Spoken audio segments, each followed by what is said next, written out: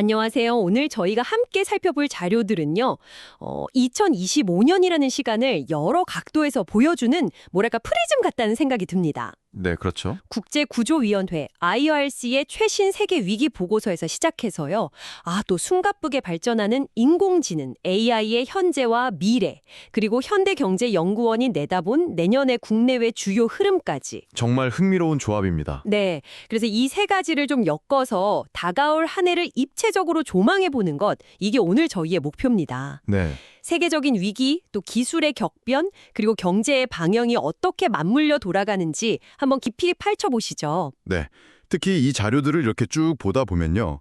하나의 질문이 관통하는 것 같아요. 어떤 질문일까요? 바로 균형에 대한 질문입니다. 국제 시스템의 균형이라든지 기술 발전과 윤리 사이의 균형, 또 경제 성장과 분배의 균형 같은 것들이요. 이런 균형들이 지금 어떻게 깨지고 있고 또 앞으로 어떻게 맞춰져 갈 것인가, 이게 2025년의 중요한 이야기가 될 것 같습니다. 정말 좋은 지적이십니다. 그럼 첫 번째 자료, 국제구조위원회 IRC의 2025 세계 위기국가 보고서. 여기서부터 그 균열의 현장을 좀 살펴보겠습니다. 네, 이 보고서 서두부터가 좀 충격적이에요. 전 세계적으로 인도적 지원이 필요한 사람의 82%, 또 집을 떠나야 했던 강제 이주민의 77%, 그리고 심각한 식량 위기를 겪는 인구의 73%가요. 단 20개의 위기 국가에 다 몰려 있다는 겁니다. 20개 국가예요. 네. 근데 이 나라들 인구를 다 합쳐도 전 세계의 11%밖에 안 되는데 말이죠. 그렇죠. 그야말로 균형을 잃은 세계. 이 보고서 부제가 참 정확한 것 같습니다. 네. 보고서는 이 불균형을 더 심화시키는 4가지 구조적인 문제를 지적하고 있는데요. 4가지요? 네. 첫째는 분쟁은 점점 늘어나는데 외교적으로 이걸 해결하려는 노력은 오히려 약해지고 있다는 현실입니다. 2023년 분쟁 건수가 2차 세계대전 이후 최고치를 기록했다고 하고요. 특히 내전이 주변국이나 강대국 개입으로 국제화되는 양상이 심해지면서 더 길고 파괴적으로 변하고 있다는 거죠. 국제화된 내전이요? 네. 이런 국제화된 내전은 일반 내전보다 평균 30%나 더 오래 지속된다고 합니다. 위기국가 1위로 꼽힌 수단이나 아니면 최근에 정부군은 사실상 붕괴하면서 혼란이 극심해진 4위 시리아 같은 곳이 딱 그런 사례겠네요. 맞습니다. 그런데 이런 분쟁 속에서 더 우려스러운 불균형도 지적됐죠. 민간인 관련해서요? 네, 맞습니다. 그게 바로 두 번째 불균형인데요. 민간인에 대한 공격은 급증하는데 여기에 대한 책임은 제대로 묻지 않는다는 현실입니다. 책임을 묻지 않는다. 네. 병원이나 학교, 심지어 구호활동가들에 대한 공격까지 지난 10여 년간 크게 늘었습니다. 특히 팔레스타인 점령 지역 OPT의 경우를 보면요. 2024년 말 기준으로 세계보건기구 WHO가 보고한 의료시설 공격만 560건이 넘는다고 하고요. 560건이요. 네. 그리고 가자지구 병원 36곳 돈 절반 이상이 파괴됐다고 합니다. 이건 명백히 국제인도법 IHL 위반 행위거든요. 그렇죠. 전쟁 중에도 지켜야 할 최소한의 규칙인데 그런데 처벌이 제대로 이루어지지 않으니까 이게 악순환이 계속 반복되는 겁니다.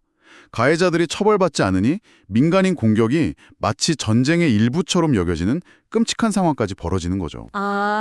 처벌이 없으니까 금지된 행위가 마치 용인되는 것처럼 번진다는 말씀이시군요. 세 번째 불균형은 기후변화 문제로 넘어가네요. 네, 기후변화의 책임과 피해의 불균형 문제입니다. 위기 국가들은 전 세계 탄소 배출량의 4%도 채 안 되는데 기후재난의 가장 큰 피해는 고스란히 입고 있다는 거죠. 4%대의 거의 대부분의 피해라니. 네, 보고서에 인용된 에티오피아 목축업자 압디 후센 씨의 말이 참 가슴 아픈데요. 극심한 가뭄 때문에 아이들과 가축을 데리고 5주 이상을 걸어서 피난해야 하는 상황. 이게 이들 국가에서는 그냥 현실이라는 겁니다. 5주 이상을 걷는다니 상상하기 어렵네요. 그런데 더 큰 문제는 많은 위기 국가들이 이미 과도한 빚을 지고 있어서 기후변화 대응이나 복구에 투자할 여력이 아예 없다는 겁니다. 부채 문제까지 겹치는군요. 네, 저소득 국가들은 기후 관련 사업보다 부채 상환에 5배나 더 많은 돈을 쓰고 있다고 하니까요. 예를 들어 위기 국가 5위인 남수단 같은 경우 5년 연속 홍수가 나서 매년 100만 명 가까이 피해를 보는데도 제대로 대응하기가 어려운 구조인 거죠. 정말 답답한 상황이네요. 그럼 마지막 네 번째 불균형은 뭔가요? 경제적 불평등하고 원조의 문제입니다. 아, 경제 문제? 네, 분쟁이 한번 터지면 5년 안에 GDP가 30%씩 줄어드는 경우도 있습니다. 수단이나 팔레스타인 점령 지역이 그런 사례고요. 이렇게 극심한 빈곤이 분쟁 지역에 집중되는데 정작 공적개발 원조, ODA라고 하죠. 이런 지원은 이런 곳에 충분히 가지 못하고 있다는 겁니다. 필요한 곳에 돈이 안 간다. 그렇습니다. 2022년 기준으로 보면요. 선진국 ODA 총액 중에서 분쟁 피해국에 전달된 건 28%에 불과했습니다. 3분의 1도 안 되네요. 네. 그리고 국민총소득 GNI 대비 0.7%를 ODA로 공여하겠다는 국제적인 약속이 있는데 이걸 지킨 나라도 소수에 불과하고요. 물론 다자개발은행, MDB들이 취약 분쟁 지역 지원을 늘리려고 노력은 하고 있습니다만 여전히 부족하다는 지적입니다. 현장에 직접 뛰는 단체들 지원은 더 열악하다는 이야기도 있던데요. 아, 맞아요. 특히 현장에서 직접 활동하는 지역 NGO나 시민단체에게 돌아가는 지원은 전체 인도적 지원 자금의 1% 수준에 불과하다는 통계도 있습니다. 1%요? 정말 충격적인데요. 네. 그러니까 결국 자금 부족, 문제가 터진 뒤에야 대응하는 사후 약방문식 접근, 또 현장과의 괴리, 이런 문제들이 막 겹치면서 인도적 필요는 계속 급증하는데 네, 그래프 보니까 2014년에 8천만 명 정도였던 게 2025년에는 3억 명 이상으로 예측되더라고요. 맞습니다. 그런데 지원 시스템은 그 속도를 전혀 따라가지 못하고 한계에 부딪히고 있는 상황인 거죠. 그래서 보고서에서는 단순히 돈을 더 내라는 걸 넘어서는 뭐랄까 구도적인 변화를 요구하는 거군요. ODA 집행 방식을 좀 바꾸고 부채를 탕감해주고 민간인 보호를 강화하고 기후 적응에 더 투자하고 특히 현지 단체들과의 파트너십을 강화해야 한다. 이런 내용들이죠. 정확합니다. IRC가 실제로 효과를 보고 있는 방법들, 예를 들어 영양실조 아동을 위한 즉석 치료식 RUTF 활용법을 간소화한다든지 아니면 직접 현금을 지원하는 프로그램처럼 증거에 기반해서 가장 효율적인 지원 방식을 찾고 확대하는 것도 굉장히 중요하다고 강조하고 있습니다. 알겠습니다. 자, 그럼 이렇게 좀 무거운 현실에서 잠시 시선을 돌려서요. 이번에는 기술, 특히 인공지능, AI의 세계로 한번 넘어가 보겠습니다. 여기서도 균형이라는 문제가 또 중요하게 다뤄지는 것 같아요. 네, 맞습니다. 저희가 같이 본 2025 주목해야 할 AI 트렌드 전망 자료 하고 또 현대경제연구원 보고서 모두 AI를 미래의 핵심 동력으로 보고 있거든요. 그러면서도 그 빛과 그림자를 동시에 주목하고 있습니다. 빛과 그림자라. 네.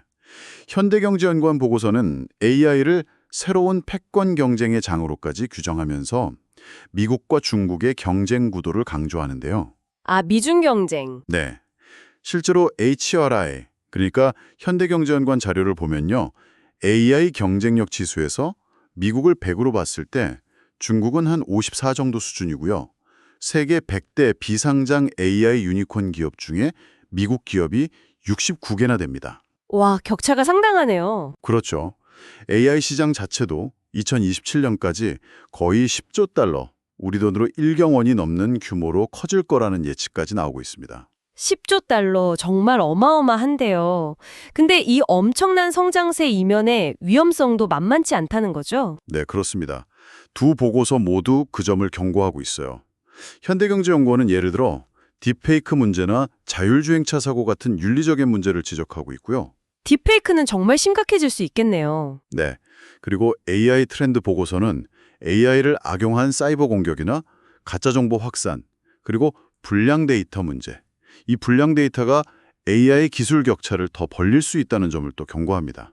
불량 데이터 문제요? 네, 질 낮은 데이터로 학습된 AI는 성능이 떨어지거나 편향된 결과를 낼 수밖에 없으니까요. 이게 기술 격차로 이어질 수 있다는 거죠. 그렇군요. 특히 그 AI 트렌드 보고서에서 제가 흥미롭게 본 지점은 생성형 AI, 그러니까 뭐 챗 GPT 같은 거에 대한 초기의 그 열광적인 기대감이 좀 가라앉고 있다는 분석이었어요. 아, 네. 맞아요. 이제 뭐랄까, 거품이 좀 거치고 실질 비즈니스 가치를 어떻게 만들 거냐, 여기에 집중하는 단계로 들어섰다는 분석이죠. 실질적인 가치 창출. 네. 그래서 기업들이 AI 거버넌스, 그러니까 AI를 책임감 있게 관리하고 통제하는 체계를 좀 더 강화하기 시작했고요. 또 대규모 언어 모델, LLM이라고 하죠. 이런 아주 방대한 데이터로 학습된 AI와 기존의 다른 AI나 머신러닝 기술들을 어떻게 효과적으로 결합해서 쓸까? 이걸 고민하고 있다는 겁니다. LLM과 기존 AI의 결합이라. 네, 여기서 또 주목할 만한 예측이 하나 있는데요. LLM의 기본 기능은 점점 상품화돼서 아주 저렴해지거나 무료화될 가능성이 높다는 겁니다. 아, 기본 기능은 보편화된다. 네, 대신에 특정 산업이나 업무에 아주 특화된 서비스, 혹은 또 작고 효율적인 소규모 언어 모델, SLM이라고 부르는데 이런 것들이 더 중요해질 거란 예측입니다. 특정 목적에 맞춰진 더 작고 날렵한 AI들이 많아진다. 이건 어떻게 보면 AI 기술이 좀 더 분산되고 다양해질 수 있다는 의미로도 해석될 수 있겠네요. 그렇죠. 꼭 거대 기업의 초거대 AI만 있는 게 아니라 다양한 필요에 맞는 AI들이 생겨날 수 있다는 가능성을 보여주는 거죠. 환경 문제도 빼놓을 수 없죠. AI의 탄소 발자국 문제, 이것도 지적됐던데요. 아, 네. 아주 중요한 문제입니다. AI 모델을 학습시키고 또 운영하는데 엄청난 양의 에너지가 필요하다는 사실이 점점 더 부각되고 있거든요. 그쵸. 데이터 센터 열기도 엄청나다고 하고. 맞습니다. 그래서 AI 트렌드 보고서는 마치 가전제품 회사들이 에너지 효율 등급 높이려고 경쟁하는 것처럼 AI 개발사나 클라우드 서비스 제공업체들도 AI 모델의 학습 속도를 높인다든지 알고리즘 효율성을 개선한다든지 해서 지속 가능성을 중요한 가치로 받아들여야 한다, 이렇게 강조합니다. 개발사뿐 아니라 사용자 책임도 언급했죠. 네, AI를 사용하는 기업이나 개인 사용자 역시 이 문제를 인식하고 좀 더 효율적인 사용 방안을 고민해야 한다는 거죠. 결국 AI는 자동화나 혁신을 통해서 기업 경쟁력을 높여주고 또 마케팅 같은 특정 분야에서는 초개인화 같은 새로운 기회를 열어주기도 하지만 동시에 윤리 문제, 데이터 품질 문제, 환경 영향 같은 위험 요소를 아주 신중하게 관리해야 하는 그야말로 양날의 검이라는 거군요. 정확합니다. 현대경제연구원 보고서에서도 한국이 AI G3 국가로 도약해야 한다, 이렇게 강조한 것도 결국 이런 맥락에서 이해해야겠고요. 네, AI 경쟁력을 국가적인 차원에서 확보하는 게 그만큼 중요해졌기 때문에 기술 개발뿐만 아니라 제도적, 윤리적 기반을 마련하는 데도 힘써야 한다, 이런 메시지라고 볼 수 있습니다. 자, 그럼 마지막으로 현대경제연구원의 2025년 국내외 트렌드 보고서를 통해서요, 지금까지 저희가 이야기 나눈 국제 정세라든지 기술 변화가 우리가 살아가는 현실과 구체적으로 어떻게 연결되는지 좀 종합적으로 살펴보겠습니다. 네, 보고서는 2025년 세계를 격동의 글로벌 정세라고 예측했는데요. 앞서 다룬 AI 외에 또 어떤 글로벌 흐름들을 주목해야 할까요? 몇 가지 키워드가 눈에 띄는데요. 첫째는 계산의 시간이라는 표현입니다. 계산의 시간. 네, 특히 트럼프 2기 행정부가 만약 들어설 경우에요. 미국 우선주의가 더 강화되면서 동맹국들에게 방위비 분담 압박이 커지고 미중 간의 기술 패권 경쟁이나 무역 갈등이 더 노골화될 수 있다는 전망입니다. 아, 트럼프 2기 가능성. 네, 둘째는 이것과 바로 연결되는 건데 글로벌 관세 전쟁의 가능성입니다. 관세 전쟁이요? 네, 각국이 자국 산업 보호를 명분으로 관세를 막 올리고 이게 또 상대국의 보복 관세로 이어지는 악순환이 벌어지면 글로벌 교역이 크게 위축될 수 있다는 그런 경고죠. 심지어 보고서에서는 대공황을 심화시켰던 스무트 홀리관세법의 악몽을 언급할 정도입니다. 보호무역주의 강화가 현실화될 수 있다. 상당히 우려스러운데요. 그 외에 또 어떤 흐름이 있을까요? 셋째는 미국 경제의 예외주의 현상입니다. 세계 경제는 전반적으로 좀 둔화될 것으로 예상이 되는데 미국 경제는 상대적으로 견조한 성장세를 이어갈 가능성이 높다는 분석이에요. 미국만 괜찮다. 그렇죠. 이게 또 글로벌 경제의 불균형을 더 심화시키는 요인이 될 수도 있습니다. 그리고 넷째는 다시 시작된 부채질, 즉 부채 문제입니다. 아, 부채 문제 또 나오네요. 네, 팬데믹 때 급증했던 전 세계 부채가 여전히 높은 수준인데 앞으로 만약 금리가 인하되면 다시 부채가 늘어나면서 금융시장의 불안 요인이 될 수 있다는 그런 우려입니다. 국제 정세가 정말 만만치가 않네요. 예측들이 다 좀 어두운데요. 그렇다면 한국의 상황은 어떤가요? 보고서에서는 혼돈의 국내 여건이라는 표현까지 썼던데요. 네, 국내적으로도 여러 도전 과제가 예상된다는 분석입니다. 첫째는 한반도 긴장 속 군비 경쟁 심화입니다. 북한의 핵미사일 능력이 계속 고도화되고 있고 여기에 대응해서 우리 역시 군사력을 증강하면서 남북 간의 군비 경쟁이 심화되고 안보 불안이 커질 수 있다는 점을 지적하고 있습니다. 안보 불안 고조. 네, 둘째는 좀 흥미로운 표현인데 부의 정치적 경기 사이클 시작 가능성입니다. 부의 정치적 경기 사이클, 부정적인 건가요? 네, 보고서는 현재 진행 중인 정치적 불안정, 탄핵 정국 같은 것을 언급하면서요. 이런 불안정이 경제 주체들의 심리를 위축시키고 정책 추진력을 약화시켜서 결과적으로 성장률 하락으로 이어질 수 있다고 분석합니다. 정치 불안이 경제에 직접 영향을 미친다. 네, 실제로 과거 사례를 보면 정치적 불확실성이 커졌던 시기에 해외 투자은행들이 한국 성장률 전망치를 낮추거나 원달러 환율 변동성이 커지는 그런 모습이 나타나기도 했다는 거죠. 그렇군요. 소비나 부동산 시장 전망은 좀 어떤가요? 경기 회복이 좀 더디고 물가 부담이 계속되면서 소비자들이 지갑을 닫는 보고서 표현으로는 인내하는 소비자들 트렌드가 이어질 것으로 봤습니다. 인내하는 소비자들. 네, 필수적인 소비 외에는 지출을 줄이는 경향이 더 강해진다는 거죠. 그리고 주택 시장에서는 주택 임대차 시장의 재편이 가속화될 것으로 예측합니다. 임대차 시장 재편이요? 네, 이긴 가구가 계속 늘고 있고 또 고금리 부담이나 전세 사기에 대한 불안감 때문에 전세보다는 월세를 선호하는 현상이 뚜렷해지면서 월세 중심의 시장으로 빠르게 바뀌고 있다는 그런 분석입니다. 아, 전세에서 월세로의 전환이 더 빨라진다. 그렇습니다. 들어보니 좀 어려운 전망들이 많은 것 같은데 혹시 좀 긍정적인 부분은 없을까요? 물론 있습니다. 5번째 트렌드로 진격의 메이드 인 K를 제시했는데요. 진격의 메이드 인 K. 네, K-팝이나 드라마로 시작된 한류가 이제는 K-푸드, K-뷰티처럼 우리 생활과 아주 밀접한 분야로까지 확산되면서 관련 상품 수출이 크게 늘고 있다는 점을 긍정적으로 평가했습니다. 아, K-푸드, K-뷰티. 네, 특정 매운 라면이 세계적으로 인기를 끈다거나 외국인 관광객들이 한국 화장품 매장을 꼭 들르는 것처럼요. 이런 흐름이 우리 경제에 새로운 활력을 불어넣을 수 있다는 그런 긍정적인 전망입니다. 네, 정말 숨가쁘게 세계적인 위기 상황부터 AI 혁명, 그리고 국내외 경제, 정치 트렌드까지 쫙 훑어봤습니다. 이 복잡하게 얽힌 실타래들이 지금 이 방송을 듣고 계신 청취자 여러분의 삶과는 과연 어떻게 연결될까요? 사실 이 모든 흐름들이요, 우리의 일상과 생각보다 훨씬 더 긴밀하게 연결되어 있습니다. 예를 들어서 IRC 보고서에서 본 저 멀리 다른 나라의 분쟁과 불안정 문제 있잖아요. 네. 이게 현대경제연구원이 예측한 지정학적 긴장고조, 계산의 시간이나 보호무역주의 강화, 관세 전쟁 같은 흐름과 만나면 우리 경제에도 직접적인 영향을 줄 수 있다는 거죠. 당장 수출의 물가부터 달라질 수 있으니까요. 그렇죠. 남의 일이 아니네요. 네. 그리고 AI 기술의 발전은 생산성을 높이고 새로운 편의를 제공할 수도 있지만 동시에 가짜 정보 확산 문제나 일자리 변화 같은 사회적 문제, 혹은 아까 얘기했던 AI 트렌드 보고서가 지적한 환경 문제처럼 우리가 다 함께 고민해야 할 숙제를 던져주기도 합니다. 네, AI는 정말 양면성이 뚜렷한 것 같아요. 그리고 또 국제적인 부채 문제나 미국의 경제적 상황, 또 국내 소비 심리 변화 같은 경제적인 압박 요인들은 결국 국가의 재정 정책 방향부터 시작해서 청취자 여러분 개개인의 가계 예산에 이르기까지 영향을 미치게 되는 거고요. 아, 듣고 보니 정말 모든 게 연결되어 있네요. 결국 이 거대한 흐름들이 어떻게 상호작용하는지를 이해하는 것이 당장 내일의 비즈니스 결정을 내리거나 뉴스를 좀 더 깊이 있게 해석하거나 아니면 단순히 세상을 좀 더 잘 이해하는 데에도 필수적이다. 이런 말씀이시군요. 그렇습니다.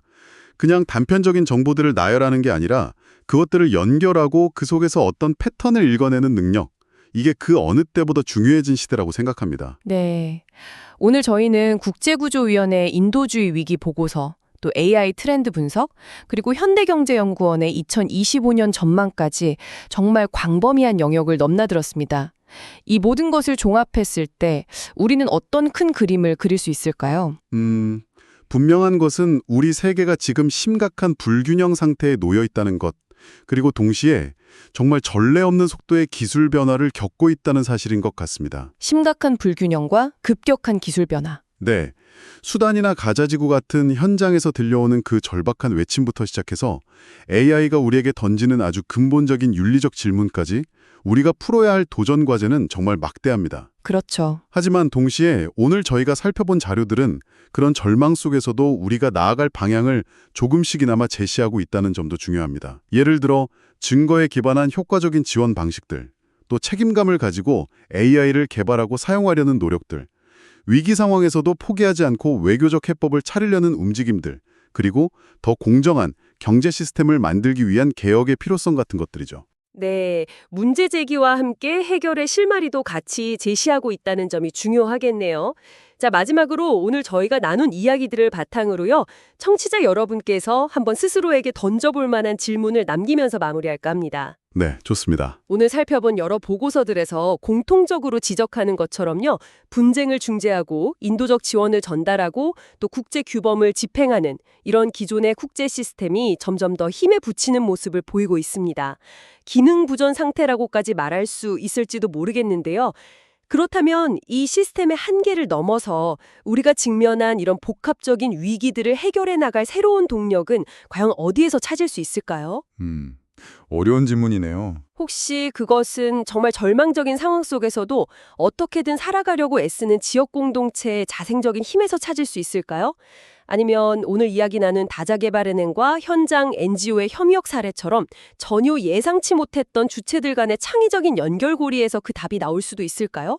혹은 우리가 아직 제대로 활용하지 못하고 있는 새로운 기술, 예를 들면 AI 같은 기술의 잠재력 속에 그 열쇠가 숨어 있을지도 모르겠습니다. 네, 정말 여러 각도에서 생각해 볼 문제인 것 같습니다. 네, 한 번쯤 깊이 고민해 볼 만한 질문이 아닐까 싶습니다. 오늘 저희의 이야기에 귀 기울여 주셔서 감사합니다.